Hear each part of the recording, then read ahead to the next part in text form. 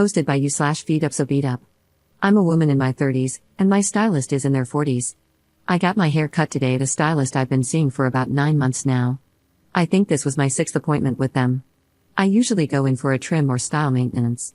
Today, however, I went from having long hair, down to my lower back, to an A-line bob. Since I started seeing this stylist, I've typically just gotten trims or maintenance cuts. This time, it was a dramatic length adjustment, so they took a picture of the cut hair on the floor to post on their social media, intending to add before and after photos too. That's all totally fine and normal. They grabbed a broom, swept up the hair, and placed the dustpan on the counter for a bit. Again, normal. Then, they grabbed the broom and dustpan and headed to the back of the shop. They were gone for a few minutes, no big deal. After that, they went outside for a smoke break. But here's where it gets weird. The bathroom is in the back of the shop too. I needed to use it, so I headed to the back. On the way in, I didn't notice anything unusual. I used the bathroom and started to head back out, but then I noticed my name on a small, clear tote sitting on a table. It had no lid, and it contained my hair.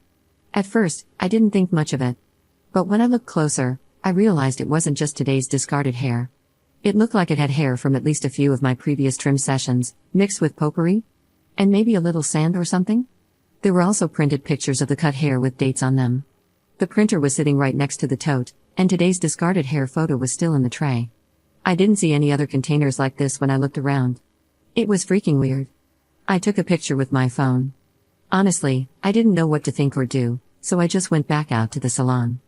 When the stylist came back in, I mentioned that I'd gone to the restroom, and they seemed to freak out a little but didn't say anything about it. I didn't know how to handle the situation, so I just let them finish styling my hair, paid, and left. As a socially anxious introvert, this was my nightmare. I got home, and the more I looked at the picture I'd taken, the more unsettled I felt. An hour ago, I texted the stylist, sent the picture, and asked them to remove the weird box. I also asked for an explanation. Here's what I said. Hey, I saw this and didn't know what to make of it. Can you help me understand what this is and why you have it? I'm not comfortable with you keeping this and request that you please discard the contents. Also, even though I love my cut, I believe it's best if I find a different stylist. They haven't responded. Lol, WTF? Update 1 week later. It's been about a week, and with the holiday, I've been all over the place, but I ended up going to law enforcement to make a report last Monday. I'll likely end up going back if this person keeps contacting me like they have been. Here's a little timeline. Last Saturday, got a haircut and discovered the weird tub full of my hair, texted the stylist about the weird tub and said I'd be finding a new stylist. The hairstylist didn't respond. This is where I left off in the last post. A lot has happened since then. Sunday, I woke up to a bunch of texts from the stylist.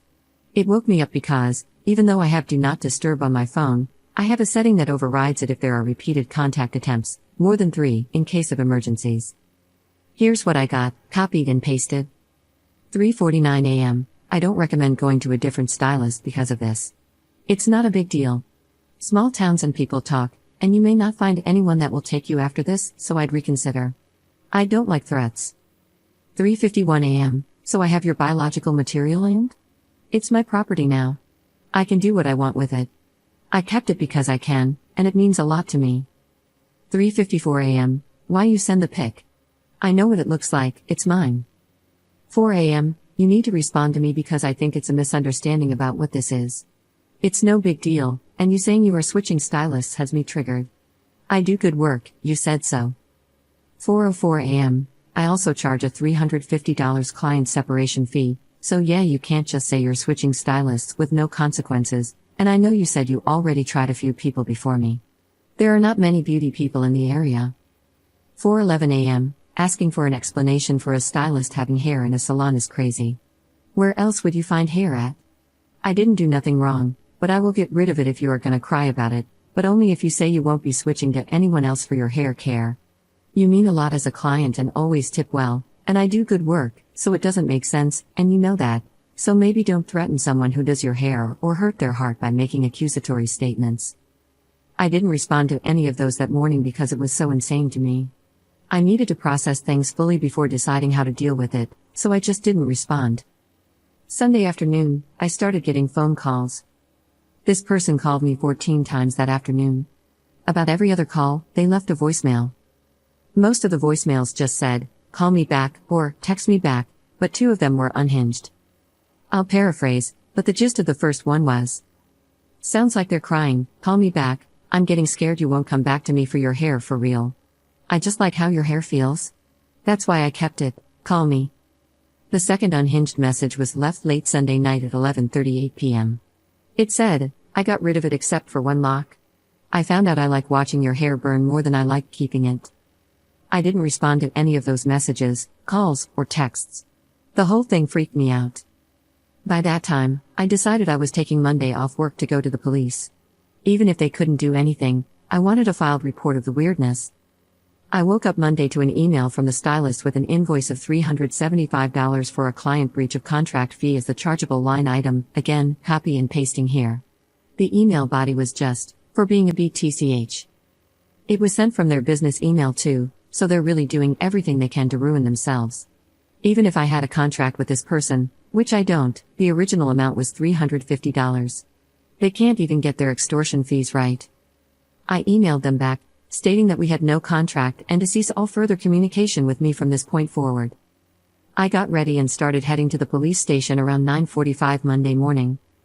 I live in a rural area, so there are portions of my drive to and from our main town that don't have cell reception.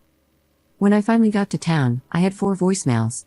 I knew immediately who they were from. I talked to one of the officers on staff. They took my statement, a copy of the email, and asked me to forward all the texts and screenshots of the number of calls. They said, at the least, the calls and texts could be considered menacing and harassment. But the voicemail where they mentioned how they liked burning my hair was potentially concerning. The officer advised me to contact a legal representative in case this person tries to take the bogus invoice to civil court. They also said I'm welcome to change my number, but having piling evidence if they continue to contact me after I explicitly told them not to in the email would only help me. I reached out to a lawyer Tuesday and left a detailed message regarding the situation. They're apparently out of the office until next Wednesday for the holiday, so we'll see if they have any advice. Since then, I've received many texts and calls from the stylist. They even sent a happy Thanksgiving text on Thursday morning. Regardless, they are giving me a lot of evidentiary material to work with, but I'm so unsettled. I can't wait to hear from the lawyer this week. Second update 1 week later. Firstly, I am okay and safe for now. The person has continued to contact me regularly via phone and email. I do have personal protection that I'm comfortable with and can wield accurately.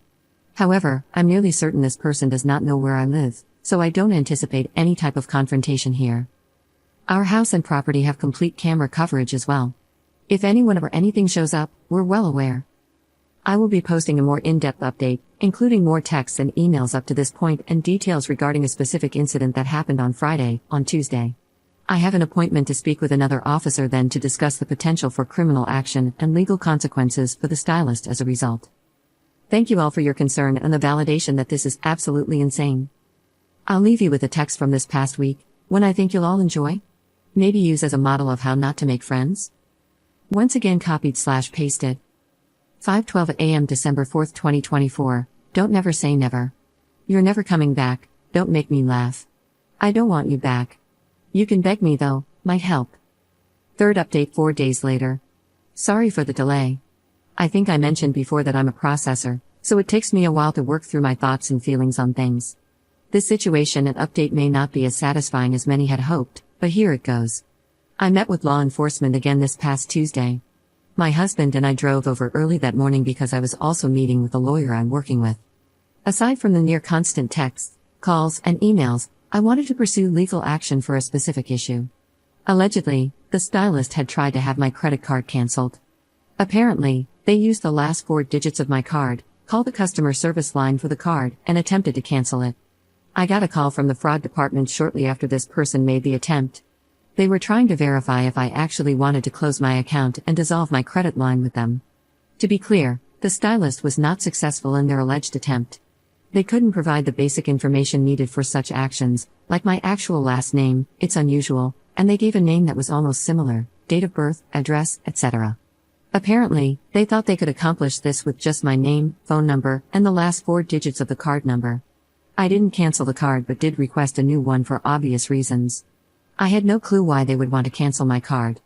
To inconvenience me? Yep, that's exactly why, allegedly. When I spoke with the credit card company, They agreed to send over the recording of the person who called, as well as the phone number the call originated from, as long as the request came from law enforcement with a warrant. They gave me a phone number and reference number for the police to reach out to directly. The officer began working on that immediately, so that is in progress. I went to my phone company over the weekend. I had my phone number transferred to an old phone so I could still receive calls and text there, but got a new phone number for my actual phone. The old phone and phone number have been turned over to the officer assigned to my case. They did go and speak with this person yesterday. Apparently, they are horrified that I went to the police and had no idea any of their actions could be chargeable offenses. According to the officer, there have been no further communications via text or call since their visit, and I haven't received any other emails. A temporary protection and no contact order has been issued against them until the first court date. I have also reached out to the State Board of Licensing with all this information and my complaints. All I can say is that they are investigating. Outside of that, I'm limited on what other information I can share since a legal process against this person has officially begun. We're just waiting to see how this all plays out now. It's been a long few weeks. I'm hoping for the best here. I'm already so relieved to no longer be getting calls, texts, or emails constantly. Thank you for all the concern, advice, and good wishes. This was meant to be an outlet for me to vent and process, and I'm so grateful that you have allowed me to do that with a huge amount of support you've given.